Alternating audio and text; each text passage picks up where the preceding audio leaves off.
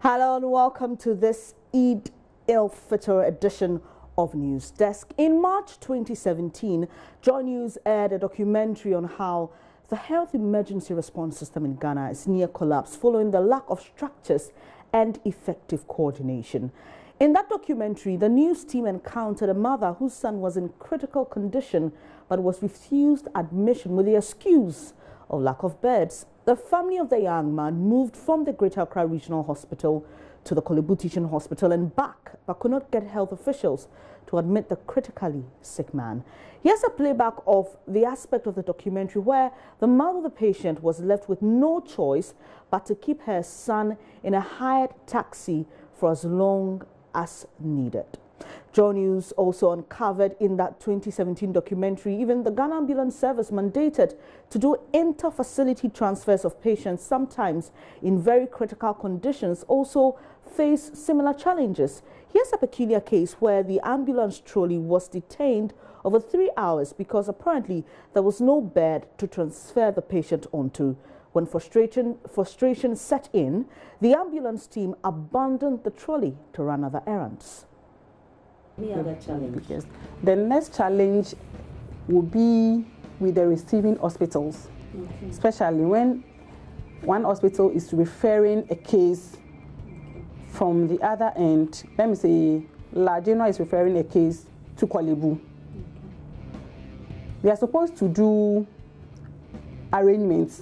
Lagena is supposed to call Korle Bu and then tell them, I'm referring such case to your end. And then Korle Bu will prepare for a bed or a doctor to attend to the patient. Most of the time, they will call and then they will tell you they've made all the necessary arrangements. You can call the receiving end. They will tell you, yes, we have received a call from them, but we can't assure you of the bed. Really?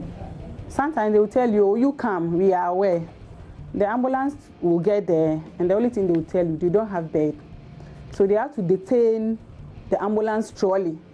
They have to leave the patient on the trolley. And when it comes like that, it becomes very difficult. When another hospital is calling or there is another accident somewhere, an emergency somewhere, and then we have to dispatch, sometimes we end up, most of our ambulances will be there without trolleys because our trolleys has been detained at the receiving end. Because they claim they don't have a bed. Because they claim they don't have bed. And then we can't take looking at the patient condition, there's no way you send the patient back to where you took the patient from. So the best thing to do is to leave the patient on the trolley at the receiving end so that they can attend to the patient. What do you Both the receiving and the referral, the receiving facilities. Somewhere. Yes, we can't do them anything. Really? Then they continue doing that. And that is what they have been doing for years. When the ambulance crew gets to the receiving end, instead of either the nurse or the doctor to attend to the patient, they are now going to send the ambulance crew to go and make folder, to go and do maybe lab tests and other things before they will tell you they are ready to accept the patient. So if you've not done all those things, then the patient will be in the ambulance. And then when it comes like that and there's an emergency, we find it difficult to, as I'm talking now, an ambulance is at Korle Bu for almost 2 hours now. We are finding it difficult to hand over the patient to the hospital authorities. Meanwhile, the caller called and they said they've made all the necessary arrangements at Korle Bu. So the ambulance have to come and then they got there and it's like they said they are not aware. Most of the time, some of the doctors and the nurses, if they want to refer cases, instead of them calling the exact department that they are referring the cases to, they can call a colleague doctor, a colleague nurse that they know that, oh, maybe Naomi is at Korle Bu, so let me call Naomi. Then he or she calls Naomi. Naomi, we have a case there we want to bring to Korle Bu. Then Naomi will say, oh, you come. Naomi will take the call. Instead of Naomi going to the department that the patient should be sent to go and inform them, to make inquiries, Naomi will not do that. So at the end of the day, we will call the person and then, oh, we are aware, you bring the patient. When you come, you're finding any difficulties, you call me. And then to our surprise, when the moment they get there, the person's phone will be off.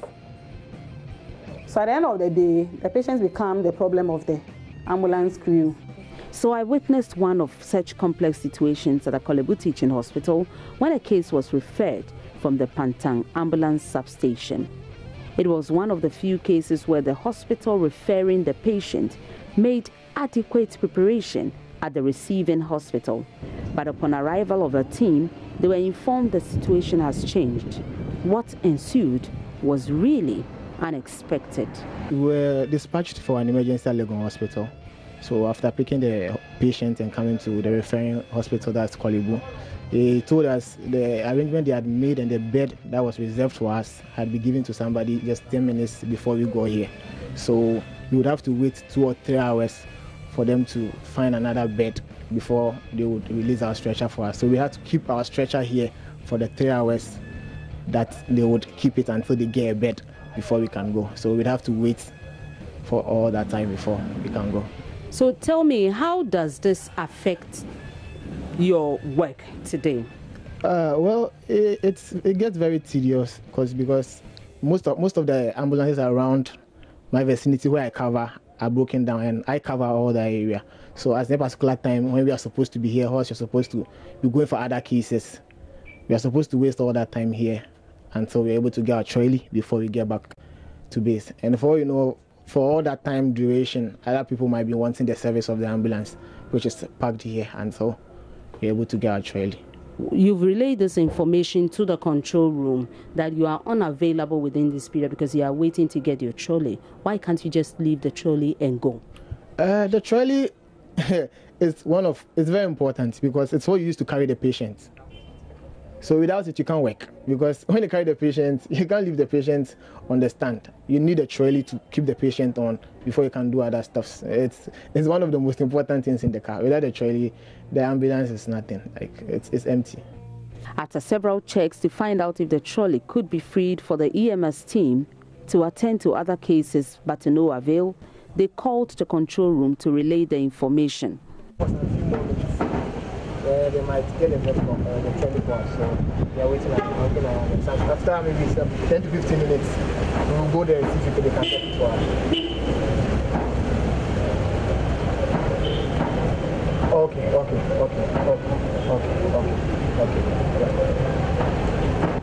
After more than 2.5 hours of waiting, the team had no choice but to leave the trolley at the hospital. We've been waiting for 2 hours, 20 minutes, and one of the EMT personnel has gone to check on the trolley. So he has an update for us. Tell me, what did you find? Yeah, when we went there to check on the patient and then the trolley, I was told that by one of the doctors that still the trolley is not ready. They were expecting a patient to recover within these 2 hours. That is why he gave us the time 2 hours. But the patient was not recovered, was not recovering. So you are just in, you don't know how to do. So you are going to wait for how many more hours? She didn't give us any specific hour to wait. Mm-hmm. So we, like 30 minutes, we'll go back. If it's not ready, then we call control and see what we can do.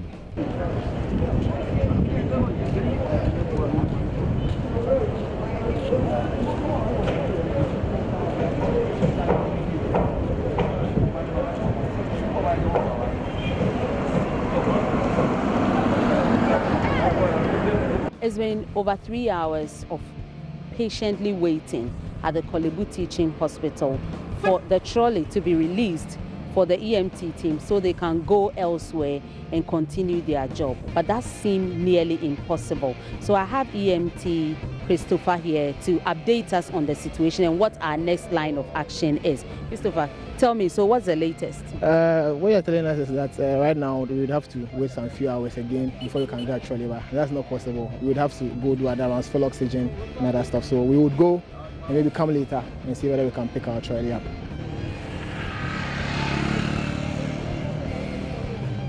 I am having my first ride in the ambulance. I'm dreading the speed, but I've been assured it's not going to be speeding as I fear, because there is no patient in it. And that confirms the fact that without a patient, it's just another vehicle on the road, which will not use a siren, which will not speed also. So in the ambulance, there's supposed to be a trolley here, but the story is different. Just because we had to leave the trolley behind at Korle Bu Teaching Hospital after 3 hours, more than 3 hours, because there is no bed. So the trolley has become the alternative bed for the sick woman. And for now, the trolley stand is carrying our bags and equipment. And hopefully later, hours later, the EMT can come for the trolley and continue to their station at Pantang.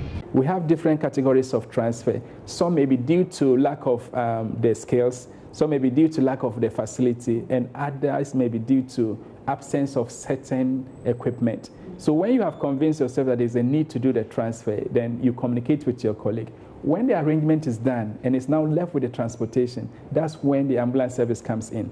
But most often than not, in our setup, they don't do the arrangement. They just refer, and then they call the ambulance service. Then they take the case and they realize they arrive there and then there is no bed. So we will really want to take opportunity to appeal to our colleagues. When you want to make any referral to another facility, it's better to make efforts, contact, make arrangements, and when everything is set, then you move. Most often, it's in the interest of the patient for the arrangement to be done.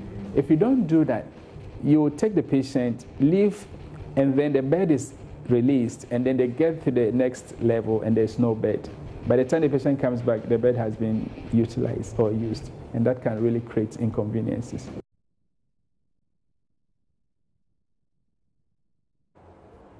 Well, this was in March 2017. Clearly, this year, at this point, we still have issues with the no-bed crisis. And recently, a 70-year-old man has died as a result of that. Well, today, the National Science and Math Quiz is still ongoing. My colleague, Maxwell Agbagba, has been stationed at the Legon, on the Legon campus since the preliminary stage started. And Maxwell will be bringing us updates on what's happening today. Maxwell? Well, we're unable to reach Maxwell now, but we'll bring you all the updates you need to know on the National Science and Math Quiz and which stage it is at now. We'll be back shortly.